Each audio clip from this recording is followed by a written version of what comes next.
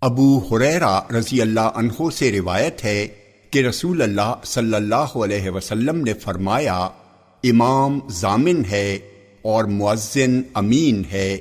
اے اللہ، تو اماموں کو راہ راست پر رکھ اور مؤذنوں کی مغفرت فرما۔ جامع ترمذی حدیث نمبر 260۔ یہ حدیث صحیح ہے۔ ابو سعید خدری رضی اللہ عنہ کہتے ہیں کہ رسول اللہ صلی اللہ علیہ وسلم نے فرمایا، جب تم اذان سنو تو ویسے ہی کہو جیسے مؤذن کہتا ہے۔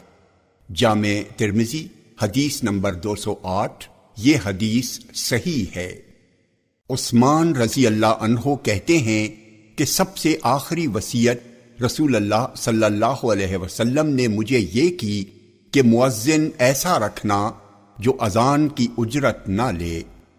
جامع ترمذی حدیث نمبر 209۔ یہ حدیث صحیح ہے۔ جابر بن عبداللہ رضی اللہ عنہما کہتے ہیں کہ رسول اللہ صلی اللہ علیہ وسلم نے فرمایا، جس نے اذان سن کر کہا، اللہم رب هذه الدعوة التامة والصلاة القائمة آت محمدا الوسيلة والفضيلة وابعثه مقاما محمودا الذي وعدته۔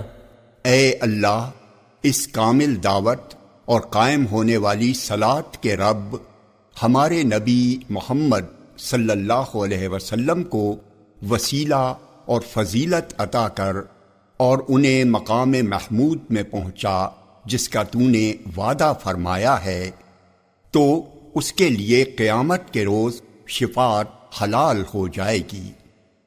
جامع ترمذی حدیث نمبر 211۔ یہ حدیث صحیح ہے۔